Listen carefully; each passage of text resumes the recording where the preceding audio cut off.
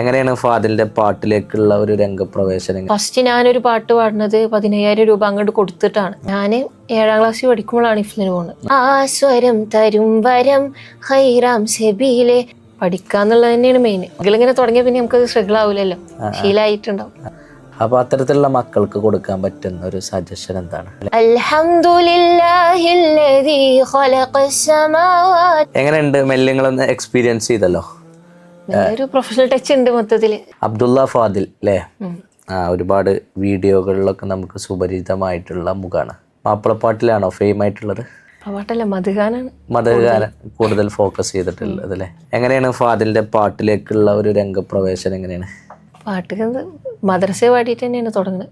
പിന്നെ ബാക്കിയായിരുന്നു ഒന്നുകൂടി പാട്ടിനോട് ഇൻട്രസ്റ്റ്. ഉപ്പ പാടുന്ന ആളാണോ? പാടുന്ന ആളല്ല, പണ്ടൊക്കെ പാടിയിരുന്ന് കേൾക്കണം. പാട്ടായിട്ട് നല്ല ഇഷ്ടമായിരുന്നു, പാടാൻ നല്ല ഇഷ്ടമുള്ള ഒരാളായിരുന്നു. പിന്നെ ഞാൻ ഇന്നെല്ലാ നാട്ടിലും ഇങ്ങനെ കൊണ്ടുപോകും. അവിടുത്തെ നാട്ടിലത്തെ നബിദിനം ഉണ്ടാവുമല്ലോ, അവിടൊക്കെ ഇങ്ങനെ പാടിക്കാനുള്ള ഇങ്ങനെ അവസരം ചോദിച്ചിട്ട് അങ്ങനെ പെട്ടെന്ന് ഒരു പ്രോഗ്രാമിന് എന്തോറ്റ പാടുമ്പോൾ അവിടുത്തെ ഒരാൾ കണ്ടിട്ടാണ് ആദ്യം പാടുന്നത്.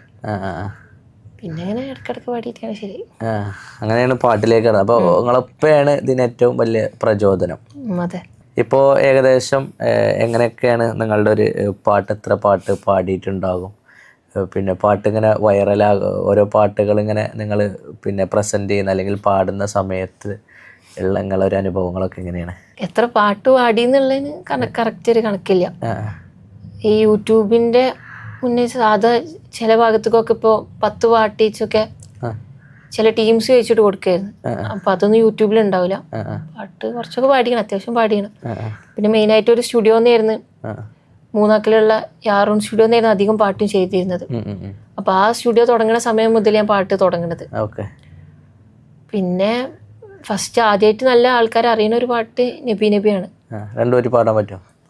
നബി ആദര കനിമരം ത്വാഹ റസൂലെ ആസ്വരം തരും വരം ഹൈറാം സെബീലെ ആലമിൽ അനുഗ്രഹം നൂറേ കമാലെ അലമുൽ ഹുദാനിധി ലെങ്കും ജമാലെ നബി നബി നബി നബി ഉലകിൽ സലാം സലാം നിലാവേ നബി നബി ഉദവി കലാം കലാം പ്രഭാവേ പ്രഭാമയം കിരണം പ്രപഞ്ച വിധാനം പ്രവാചക പ്രഭുവേ പ്രശോഭനം വിധാനം ആദര കനിമരം ത്വാഹ റസൂലെ ആസ്വരം തരും വരം ഹൈറാം സെബീലെ.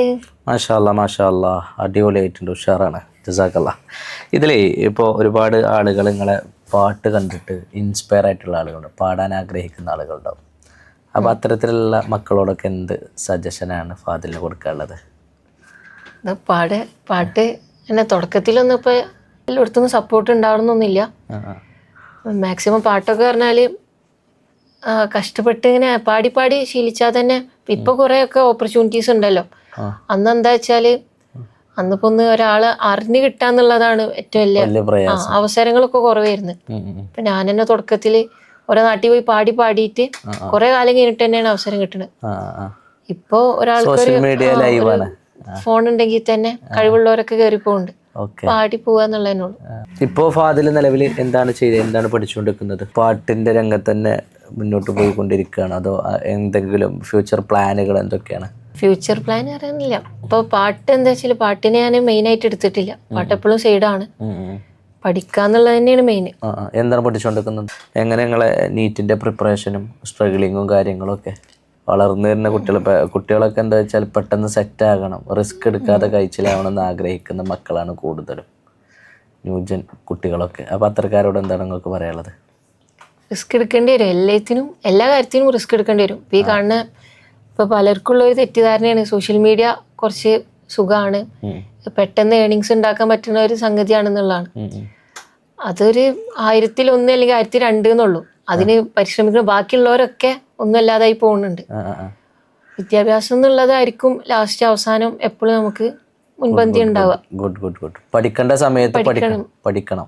പിന്നെ ഒരു സൈഡായിട്ട് ആർക്ക് എന്തെങ്കിലും ഒരു പൊട്ടൻഷ്യൽ ഉണ്ടെങ്കിൽ അതൊരു സൈഡായിട്ട് കൊണ്ടുപോകാന്നല്ലാതെ അതിനൊരു കോറായിട്ട് ഒരിക്കലും മാറ്റാൻ പറ്റൂല. പിന്നെ വർക്ക് ചെയ്തുകൊണ്ടിരിക്കുക. ഇനി എന്ത് ചെയ്യുകയാണെങ്കിലും അതിലൊരു 100% കൊടുക്കുക. ബാക്കിയൊക്കെ അതിനനുസരിച്ചിട്ട് എത്തിക്കോളും. സഹായം ഉണ്ടാവും അല്ലേ? നല്ല എഫേർട്ട് എടുക്കുക. എഫേർട്ട് ഇടാ തന്നെ വേണം. പലപ്പോഴും ഈ വീഡിയോസൊക്കെ കാണുന്ന സമയത്തെ സോഷ്യൽ മീഡിയ ഒരുപക്ഷെ വളരെ പ്രിപ്പറേഷനോട് കൂടിയിട്ടായിരിക്കും ഓരോ വീഡിയോസും കാര്യങ്ങളൊക്കെ ചെയ്യുന്നത്. അപ്പോൾ ഇതൊരു റിയാലിറ്റി ആണെന്ന് വിചാരിച്ചിട്ട് പലരും അതിൽ ഫോക്കസ്ഡ് ആണ്. അവൻ്റെ കഴിവും കാര്യങ്ങളൊക്കെ മാറ്റി വെച്ചിട്ടായിരിക്കും ഒരുപക്ഷെ അതിലേക്ക് ഫോക്കസ് ചെയ്യുന്നത്. അപ്പോൾ അത്തരത്തിലുള്ള കുട്ടികളോട് നിങ്ങൾക്ക് പറയാനുള്ള സജഷനാണല്ലേ അത്? പഠിക്കേണ്ട സമയത്ത് പഠിക്കണം എന്നാണ്. അങ്ങനെ പഠിക്കണം. എന്ത് കാര്യത്തിലാണെങ്കിലും ഇപ്പൊ പാട്ടാണെങ്കിലും പാട്ടിനിപ്പോ സോഷ്യൽ മീഡിയയിൽ 2 തരത്തിൽ പാടാം. ലൈവായിട്ട് പാടാം, അതേപോലെ റെക്കോർഡ് ചെയ്ത് പാടാം. ഒന്നുകൂടി സുഖമാണ് റെക്കോർഡ് ചെയ്ത് പാടുന്നത്. കാരണം സ്റ്റുഡിയോ പാടുമ്പോൾ നമുക്ക് അതിന്റെ തെറ്റുകൾ തിരുത്താം. അപ്പൊ ആളുകൾ ചിലപ്പോൾ വിചാരിക്കുന്നുണ്ടാവും ഫസ്റ്റ് പാടുമ്പോ തന്നെ ഞാനിപ്പോ ഇങ്ങനെ ഒന്നും പാടുന്നില്ലല്ലോ, അയാൾ പാടുന്ന മാതിരി പാടാൻ പറ്റണില്ല എന്നുള്ളതല്ല. കുറച്ചും കൂടെ അഡ്വാൻസ് ടെക്നോളജി ഉണ്ടായിരിക്കുന്നുള്ളൂ. മാക്സിമം ഈ കലോത്സവം അങ്ങനത്തെ ഓരോ ഇപ്പൊ ഈ പ്രൈവറ്റ് സംഘടനകളൊക്കെ നടത്തുന്നുണ്ടല്ലോ, സ്കൂളത്തെ കലോത്സവം, അതിലൊക്കെ ഫോക്കസ് ചെയ്യാം. അതാവുമ്പോൾ നമ്മളെ റിയൽ പൊട്ടൻഷ്യൽ അതിൽ കറക്റ്റ് കിട്ടും. ഇതിന്റെ ഒരു സാധ്യത പോസിബിലിറ്റീസ് എത്രത്തോളം ഉണ്ടെങ്കിൽ ഈ പാട്ടിലൂടെ ഇപ്പോൾ നമ്മുടെ വീഡിയോ കാണുന്ന ആളുകളൊക്കെ പാടുന്ന കുട്ടികളൊക്കെ ഉണ്ടാവും. അപ്പോൾ ഇതിന്റെ ഒരു പൊട്ടൻഷ്യൽ എത്രത്തോളം ഉണ്ട്? ഒരാൾ പാട്ട് പഠിച്ചൊരു പീക്ക് ലെവലിൽ എത്തിക്കഴിഞ്ഞാൽ അങ്ങനെ ഫാദിൽ ചിന്തിച്ചിട്ടുണ്ടോ ഇതിന്റെ ഒരു? ഞാൻ പീക്കിൽ എത്താത്തോണ്ട് ഞാൻ അങ്ങനെ ചിന്തിച്ചിട്ടില്ല. പക്ഷെ ഇതിൽ എത്തിയവര് കുറെ ഉണ്ട്. പിന്നെ പാട്ട് എന്നുള്ളത് തന്നെ അതിനെ മെയിൻ ഫോക്കസ് ചെയ്യണവരുണ്ട്. അതിൽ തന്നെ നല്ല ഏണിങ്സ്, ഇപ്പോൾ ഡെയിലി പ്രോഗ്രാംസ് ഒക്കെ ഉണ്ടെങ്കിൽ നല്ലൊരു ഏണിങ്സ് ഇപ്പോൾ ഉണ്ട്. പക്ഷെ എന്താ വെച്ചാൽ കോമ്പറ്റീഷൻ ഉണ്ട്. പണ്ടത്തെ മാതിരി 2-3 ആൾക്കാരല്ല, കുറെ ആൾക്കാരുണ്ട് ഒരേ ഫീൽഡിൽ. അപ്പൊ അതിനനുസരിച്ചിട്ട് വ്യത്യസ്തതകൾ കൊണ്ടുവരേണ്ടി വരും. വെറൈറ്റീസ് അല്ലേ ഇതിലേക്ക് കൊണ്ടുവരണം. ഫാദിൽ നല്ലൊരു പാട്ടുകാരനാണ് എന്നതിൻ്റെ അപ്പുറത്ത് പിന്നെ പരിശുദ്ധ ഖുർആൻ മനപ്പാടാക്കിയിട്ടുള്ള ഒരു ഹാഫിള് കൂടിയാണ്. ഇത് പലർക്കും അറിയാൻ ചാൻസ് ഇല്ല. കാരണം ഫാദിലിൻ്റെ ഒരു മുഖം കാണുന്നത് ഒരു സിംഗറായിട്ടാണ്. അപ്പോൾ ഖുർആൻ പഠനവും കാര്യങ്ങളൊക്കെ എങ്ങനെയായിരുന്നു? ഞാൻ 7ാം ക്ലാസ്സിൽ പഠിക്കുമ്പോഴാണ് ഇഫ്ലിന് പോകുന്നത്. എത്ര ഏജ് ആകുന്ന സമയത്താണ്? 7ാം ക്ലാസ് എന്നൊക്കെ പറയുമ്പോൾ ഏകദേശം 12-13 അല്ലേ? വയസ്സനായിരിക്കും. ഓക്കെ. പിന്നെ ഇഫ്ല് ഒന്നുകൂടി സ്ട്രഗിൾ ഉള്ളതാണ്. പാട്ടിൻ്റെ അത്ര സുഖമുള്ളതല്ല. പഠിക്കുക ഞാൻ പിന്നെ ഓൾറെഡി കുറെ ആൾക്കാരെ അങ്ങനെ അന്ന് ഇൻഫ്ലുവൻസ് ചെയ്തിട്ട് ഇഫ്ലിന് പോയതാണ്. ഫാദിലിനെ ഒരുപാട് ആളുകൾ ഇൻഫ്ലുവൻസ് ചെയ്തതാണ്. ഇഫ്ലിന് ഒന്നുകൂടി പാട്ടും ഇഫ്ലും കൂടി ചേരുമ്പോ ഒന്നുകൂടി അങ്ങനെ ഇപ്പൊ ഹിഫ്ള് കാര്യങ്ങളൊക്കെ റിപ്പീറ്റ് ചെയ്യാറുണ്ടോ? ചെയ്യലുണ്ട്. ഇപ്പൊ ഞാൻ പഠിക്കണോടത്തും എന്റെ ഒപ്പം കുറച്ച് ഹാഫിളുകളുണ്ട്. മാഷാ അല്ലാഹ്. പിന്നെ വാഫിയിലും കുറെ അവിടെ ഹാഫിളുകളുണ്ടായിരുന്നു പഠിക്കുന്ന സമയത്ത്. ഹിഫ്ള് പഠിക്കുന്ന അതല്ലെങ്കിൽ നമ്മളൊക്കെ പല പാരൻസും ആഗ്രഹിക്കും കുട്ടികളെ ഹാഫിളാക്കണം. ചിലപ്പോൾ കുട്ടികൾക്ക് അതിനുള്ളൊരു കഴിവുണ്ടോ കാര്യങ്ങളൊന്നും മനസ്സിലാവും. അവരുടെ ഒരു അടങ്ങാത്ത ആഗ്രഹമായിരിക്കും പക്ഷെ ഹാഫിളാക്കണം എന്നുള്ളത്. അപ്പോൾ ഇത്തരത്തിലുള്ള പാരൻസിനോട് ഫാദിലിന് കൊടുക്കാനുള്ള ഒരു പിന്നെ നിർദ്ദേശം എന്താണ്? ഞാനിപ്പോൾ എന്താ ആഗ്രഹങ്ങൾ ഉണ്ടെങ്കിൽ കുട്ടീനോട് ചോദിക്കാം. കുട്ടിക്ക് ആഗ്രഹം ഉണ്ടെങ്കിൽ എന്തായാലും അതിനുവേണ്ടി പ്രിപ്പയർ ചെയ്യാം. പിന്നെ ഇതൊരു ചെറിയ കാര്യമല്ല. മാതാപിതാക്കൾക്ക് ആഗ്രഹം ഉണ്ട് വിചാരിച്ചിട്ട് കുട്ടീനെ ഒരിക്കലും അതിന്മേ അടിച്ചേൽപ്പിക്കരുത്. കാരണം പ്രഷർ ചെയ്യാൻ പാടില്ല. ലോങ് പ്രൊസീജിയർ ആണ്. പഠിച്ചെടുക്കണേക്കാട്ടിയും റിസ്ക് ആണ് അത് കൊണ്ട് നടക്കണേല്. അപ്പോൾ ആഗ്രഹം ഉണ്ടെങ്കിൽ അതിന് തന്നെ കുട്ടിക്ക് ആഗ്രഹം ഉണ്ടെങ്കിൽ ഏറ്റവും നല്ലത്. എങ്ങനെ ഇതിന്റെ ഒരു ഹിഫ്ള് പഠനകാലം ഒന്ന് ഓർക്കാൻ പറ്റുമോ? എങ്ങനെയൊക്കെയാണ് പഠനകാലം? അതിന് അത്ര നല്ല രസം പഠിക്കേണ്ടി വരും. ഒന്നും പഠിക്കണം, പാഠോതണം. കുറച്ചുകൂടി ഇപ്പത്തെ വെച്ച് നോക്കുമ്പോ അന്ന് സ്ട്രഗിൾ ചെയ്യണോണ്ടാണ് ഇപ്പൊ നമുക്കൊന്നുകൂടി ആദ്യം ഈ ജീവിതത്തിനോട് കുറച്ചും കൂടി ആദ്യം ഇങ്ങനത്തെ സ്ട്രഗിള് അറിയണോണ്ട് ഹിഫ്ള് പഠിച്ച കുട്ടികൾക്ക് ഒന്നും കൂടി പിന്നെ ക്യാച്ച് ചെയ്യാനുള്ള കപ്പാസിറ്റി. ഇപ്പോൾ ഹിഫ്ളിന് ശേഷം നീറ്റ് ക്രാക്ക് ചെയ്യാനുള്ള ഒരു പ്രിപ്പറേഷനിലാണ് ഫാദിലുള്ളത്. അപ്പോൾ പരിശുദ്ധ ഖുർആൻ പഠിക്കുന്നത് കൊണ്ട് ആ ബുദ്ധിക്ക് കൂർമ്മത അല്ലെങ്കിൽ കൂടുതൽ ക്യാച്ച് ചെയ്യാനുള്ള എന്തെങ്കിലും പഠിച്ചവർക്ക് ഒരു അല്ലാണ്ട് ഒരു സഹായം ഉണ്ടാവും. അതാണ് ഏറ്റവും മെയിൻ ആയിട്ടുള്ളത്. നമ്മളപ്പോ അങ്ങനത്തെ ഒരു മൈൻഡ് സെറ്റിൽ തന്നെ ഇരുന്ന് പഠിക്കും. മെയിനായിട്ട് മെമ്മറി പവർ ഒന്ന് കൂടും ഇഫ്ള് പഠിക്കണോണ്ട്. എന്തായാലും ഉപകാരപ്പെടും. ഇന്നത്തെ നീറ്റ് മെയിനായിട്ട് കോമ്പറ്റേറ്റീവ് എക്സാം അല്ലേ, ആ സമയത്ത് എങ്ങനെ പെർഫോം ചെയ്യണം എന്നുള്ളൊരു ഇതാണ് മെയിൻ. മാഷാ അല്ലാഹ്. ഒരുപാട് പാട്ടുകൾ നിങ്ങളെ പ്രേക്ഷകരൊക്കെ കേട്ടിട്ടുണ്ടാവും. നമുക്ക് വേണ്ടിയിട്ട് കുറച്ച് ഖുർആനിൽ നിങ്ങൾക്ക് ഏറ്റവും പിന്നെ ഇഷ്ടപ്പെട്ട ഏതെങ്കിലും 2 ആയത്ത് ഓതി തന്നാൽ. ബിസ്മില്ലാഹിർ റഹ്മാനിർ റഹീം. അൽഹംദുലില്ലാഹില്ലദീ ഖലഖസ് സമാവാതി വൽ അർള് وجعل الظلمات والنور ثم الذين كفروا بربهم يعدلون هو الذي خلقكم من طين ثم قضى أجلا وأجل عنده ثم أنتم تمترون. മാഷാ അല്ലാഹ്. ഖുർആനെ അർത്ഥം അറിഞ്ഞിട്ട് പഠിച്ചതാണോ അതോ പഠിച്ചിട്ട്? ഖുർആൻ അർത്ഥം അറിഞ്ഞിട്ട് പഠിച്ചതല്ല, പിന്നെ പഠിക്കുന്ന സമയത്ത് ഉസ്താദ് ഇങ്ങനെ ചില ആയത്തുകളുടെ അർത്ഥം ഇങ്ങനെ പറഞ്ഞു തരും. മർക്കസിലായിരുന്നു ഞാൻ ഇഫ്ലു പഠിച്ചത്. ജാഫർ അഫി ഉസ്താദായിരുന്നു അവിടുത്തെ ഇഫ്ലു പഠിപ്പിച്ചത്. ഇപ്പൊ നിങ്ങൾ നിലനിർത്താൻ എന്താ ചെയ്യാറ്? നിലനിർത്തി എന്നും ഓതണം.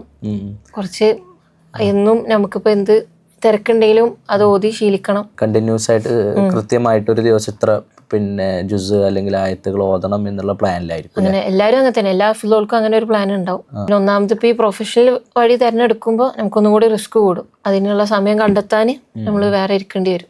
എങ്ങനെയുണ്ട് നിങ്ങളെ ക്യാമ്പസ് ലൈഫ്, ഹിഫ്ള് കാലം, ഇതൊക്കെ എങ്ങനെയുണ്ട് ടോട്ടലി? ഇപ്പൊ നിങ്ങൾ ഒരു പ്രൊഫഷണൽ ലൈഫ് ഇതൊക്കെ പിന്നെ കമ്പാരിസൺ ചെയ്യുമ്പോൾ ഒരു സാധാരണ ഒരു കുട്ടിയെ സംബന്ധിച്ചിടത്തോളം ക്യാച്ച് ചെയ്യാൻ പറ്റുന്ന ഒരു അവസ്ഥയാണ് അതൊക്കെ? ക്യാച്ച് ചെയ്യുക വെച്ചാലും നമ്മളതിലുണ്ട്, പിന്നെ അതിൻ്റെ ഒപ്പം പോകേണ്ടി വരും. ചെറുപ്പത്തിൽ തന്നെ അതങ്ങനെ പെട്ടെന്ന് ക്യാച്ച് ചെയ്യാൻ പറ്റണതൊന്നുമല്ല. പക്ഷെ നമ്മൾ പതുക്കെ അതിനായിട്ട് അഡാപ്റ്റ് ആയി വരും. ഇതൊക്കെ നിങ്ങളെ താല്പര്യപ്രകാരമാണ്? പാരന്റ്സിന്റെ ഹിഫ്ളാണെങ്കിലും നമ്മളെ താല്പര്യത്തിന് പോയതാണ്. കറക്റ്റ് നിങ്ങൾക്കൊരു വിഷൻ ഉണ്ടായിരുന്നു. ഹാഫിളാവുക എന്നുള്ളതായിരുന്നു മെയിൻ ആയിട്ടുള്ള ഒരു ഇത്. മാഷാ അല്ലാഹ്. ഹിഫ്ള് പഠനകാലത്ത് എന്തെങ്കിലും സ്ട്രഗ്ലിങ്സ് നിങ്ങൾക്ക് ഓർത്തെടുക്കാണ്ടോ? നിങ്ങൾ എന്തെങ്കിലും അനുഭവങ്ങളോ? കാരണം വീട്ടിലൊക്കെ ഒരു പക്ഷെ നല്ല ഫെസിലിറ്റി കാര്യങ്ങളൊക്കെ ആയിട്ട് വളർന്നു. എന്റെ നാട്ടിൽ തന്നെ ആയിരുന്നത്. മർക്കസ് ഏറെക്കുറൊക്കെ എടുത്താണ്, പക്ഷെ പോലൊന്നുമില്ല. പിന്നെ ചെറിയ കുട്ടികൾക്ക് ഉണ്ടാവണ വീട്ടിൽ നിൽക്കുമ്പോൾ അതേമാതിരത്തെ പ്രശ്നം തന്നെ, അല്ലാതെ വലിയ സ്ട്രഗിൾസ് ഒന്നും ഇല്ല. പിന്നെ സ്ട്രഗിൾ ഇങ്ങനെ തുടങ്ങിയ പിന്നെ നമുക്കത് സ്ട്രഗിൾ ആവില്ലല്ലോ, ശീലമായിട്ടുണ്ടാവും. ഫാദില് പിന്നെ 3 അതായത് ഹാഫിളാണ്, പിന്നെ അതുപോലെ തന്നെ ദീനീ പഠനം കൊണ്ടുനടക്കുന്നുണ്ട്, പ്രൊഫഷണലായിട്ടുള്ള പഠനത്തിനുള്ള പിന്നെ അതിൽ നിങ്ങൾ കണ്ടിന്യൂ ചെയ്തുകൊണ്ടിരിക്കുകയാണ്. വരും തലമുറക്ക് അല്ലെങ്കിൽ നിങ്ങളുടെയൊക്കെ പ്രായത്തിലുള്ള മക്കൾക്ക് നിങ്ങൾക്ക് കൊടുക്കാനുള്ള, കാരണം ഏകദേശം ഫീൽഡൊക്കെ നിങ്ങൾ ടച്ച് ചെയ്തിട്ടുണ്ട്, ഒരുപാട് വേദികൾ കണ്ടിട്ടുണ്ടാവും, ഒരുപാട് സ്റ്റുഡൻസിനെ കണ്ടിട്ടുണ്ടാകും. അപ്പോൾ അത്തരത്തിലുള്ള മക്കൾക്ക് കൊടുക്കാൻ പറ്റുന്ന ഒരു സജഷൻ എന്താണ്? അല്ലെങ്കിൽ നിങ്ങളെ ഭാഗത്തുനിന്ന് എങ്ങനെയൊക്കെ ആയിരിക്കണം ഒരു സ്റ്റുഡൻറ്റ് എന്ന് ചോദിച്ചാൽ അതിൻ്റെ ഒരു ആൻസർ എന്തായിരിക്കും? തന്നെ സ്റ്റുഡൻ്റ് ആകുമ്പോൾ പഠിക്കുക, മെയിൻ ഫോക്കസ് പഠനത്തിൽ തന്നെ ആവുക. വേറൊരു ഫോക്കസിക്ക് പഠിക്കണ സമയത്ത് വേറൊരു ഫോക്കസിലേക്ക് പോവാതിരിക്കുക. പിന്നെ അധ്യാപകരോടൊക്കെ നല്ല രീതിയിൽ അവിടുന്നൊക്കെ ബന്ധങ്ങൾ ഉണ്ടാക്കി വെക്കുക, നല്ല രീതിയിൽ സംസാരിക്കുക, നല്ല രീതിയിൽ പെരുമാറുക. അതൊക്കെ ആയിരിക്കും. ഇപ്പം ഞാനാണെങ്കിലും ഇപ്പോഴും എൻ്റെ പഴയ ടീച്ചേഴ്സൊക്കെ ഇപ്പോഴും കണക്ഷൻ ഉണ്ട്. ഞാൻ ഇപ്പോൾ പഠിച്ചതിലേക്ക് വെച്ചിട്ടൊക്കെ ഒരു അച്ചീവ്മെൻ്റ് ആയിട്ട് പറയാനുള്ളത് അതാണ്. പഴയ എന്നെ പഠിപ്പിച്ച ടീച്ചേഴ്സിനായിട്ട് ഇപ്പോഴും ഒരു കണക്ഷൻ ഉള്ളത്. അപ്പൊ തന്നെ നമുക്ക് ഉയർച്ച ഉണ്ടാവും എന്ന് വിചാരിക്കണം. അതന്നെയാണ് ഒരാളെ സക്സസ്സിൽ മാതാപിതാ ഗുരു എന്നാണല്ലോ. അപ്പൊ അവരൊക്കെ കൊടുക്കേണ്ട റെസ്പെക്റ്റും അത് ഉള്ളിന്ന് കൊടുക്കുമ്പോൾ സ്വാഭാവികമായിട്ടും ചിലപ്പോൾ നമുക്ക് ചില മക്കളുടെ ഒരു സക്സസ്സിൽ നമുക്ക് തന്നെ അത്ഭുതമായിരിക്കും. കാരണം ചെറിയ പ്രായത്തിൽ തന്നെ അവർ പിന്നെ നേടിയിട്ടുള്ള അച്ചീവ്മെൻറ്റ്സ്, അപ്പം അതിൻ്റെയൊക്കെ പിറകിൽ ഇവരുടെ ഒരു പ്രാർത്ഥനയും കാര്യങ്ങളൊക്കെ ഉണ്ടാകും എന്നുള്ളതാണ്. ഉസ്താദുമാരുമായിട്ടുള്ള എന്തെങ്കിലും അനുഭവങ്ങളുണ്ടോ? അല്ല, പഠിക്കുന്ന സമയത്ത് നിങ്ങൾ സ്ട്രഗിൾ ചെയ്ത സമയത്ത് നിങ്ങളെ സപ്പോർട്ട് ചെയ്തതായിട്ടോ, അതായത് ഒരു ഗുരു, ഒരു ഉസ്താദ് അല്ലെങ്കിൽ ഏത് ടീച്ചറാണെങ്കിലും നിങ്ങളെ സപ്പോർട്ട് ചെയ്ത എന്തെങ്കിലും അനുഭവങ്ങളുണ്ടോ? അപ്പോൾ നിങ്ങളെ പാട്ട് തുടങ്ങുന്ന സമയത്ത് നിങ്ങളെ ഉപ്പയാണ് കൊണ്ടു നടന്നത് എന്ന് പറഞ്ഞു. അപ്പോൾ ഇപ്പോൾ സോഷ്യൽ മീഡിയ ഒന്നും ഇല്ലാത്ത സമയത്ത് ഉപ്പ ഓരോ സ്റ്റേജിലും കൊണ്ടുപോയിരുത്തി അവിടെ ചിലപ്പോൾ അവസരം ചോദിക്കേണ്ടി വരും. നന്നായിട്ട് സ്ട്രഗിൾ ചെയ്തിട്ടുണ്ടാവും. അന്ന് നല്ല സ്ട്രഗിളിങ് ഉണ്ടായിരുന്നു. ഒന്ന് എന്താ വെച്ചാൽ അന്ന് യൂട്യൂബ് തുടങ്ങുന്ന സമയമാണ്. അപ്പോൾ യൂട്യൂബ് എന്താണെന്നൊന്നും അറിയില്ല. ഫസ്റ്റ് ഞാനൊരു പാട്ട് പാടുന്നത് 15,000 രൂപ അങ്ങോട്ട് കൊടുത്തിട്ടാണ് ഫസ്റ്റ് പാട്ട് പാടുന്നത്. എന്ന് വെച്ചാൽ ഒന്നത് അയാൾ പറ്റിച്ചതാണ് പനം, പക്ഷെ ഞാനിത് അറിഞ്ഞിട്ടില്ല. ഇപ്പൊ പിന്നെ മകൻ ഒന്ന് പാടിക്കോട്ടെ വിചാരിച്ചിട്ട് അങ്ങനെ കൊടുത്തതാണ്. ഞാൻ കുറെ കഴിഞ്ഞിട്ടാണ് അറിയേണ്ടത് അങ്ങനെ കൊടുത്തിരുന്നെന്ന്. പിന്നെ അന്ന് പക്ഷെ അതൊന്നും ഒരു പ്രശ്നമല്ല. ഇപ്പൊ ആലേക്കും അൽഹംദുലില്ലാ അന്ന് അങ്ങനെ ഒരു ഇതുണ്ടായതുകൊണ്ട്. പക്ഷെ അങ്ങനെയൊക്കെ സ്ട്രഗിൾ ചെയ്താണ്. പിന്നെ എനിക്ക് തോന്നുന്നത് ഇപ്പൊ ഏണിങ്സിന്റെ കാര്യമൊക്കെ പറയല്ലോ, ഞാൻ ഏകദേശം 2-2.5 മാസം പരിപാടിക്ക് പോയിട്ട് ഫസ്റ്റ് കിട്ടുന്ന ഏണിങ്സ് ഒരു 210 അങ്ങനെ എന്തോ രൂപയാണ് ഫസ്റ്റ് ആദ്യമായിട്ട് കിട്ടുന്ന ഏണിങ്സ്. അതൊക്കെ തോന്നുന്നത് ഏതൊരു എലക്ഷൻ പാർട്ടീന്റെ പിന്നാലെ കുട്ടിയൊക്കെ ഏതൊരു സമയത്ത് മത്സരിക്കുമ്പോൾ ഒരു എലക്ഷൻ പാർട്ടിന്റെ ആണ്. അപ്പൊ അന്ന് അങ്ങനെ ചിന്തിച്ചിരുന്നില്ല ഏണിങ്സ് വേണം, പാടുന്നതിനൊക്കെ ഏണിങ്സ് വേണം എന്നുള്ളൊരു അങ്ങനെ ചിന്തിച്ചിരുന്നില്ല. ആ സമയത്ത് അങ്ങനെ ഉണ്ടാവില്ല, പാടുക സംഗതിയായിരുന്നു, അവസരം കിട്ടാന്നുള്ളത് അവസരം എന്നായിരുന്നു മെയിനായിട്ട്.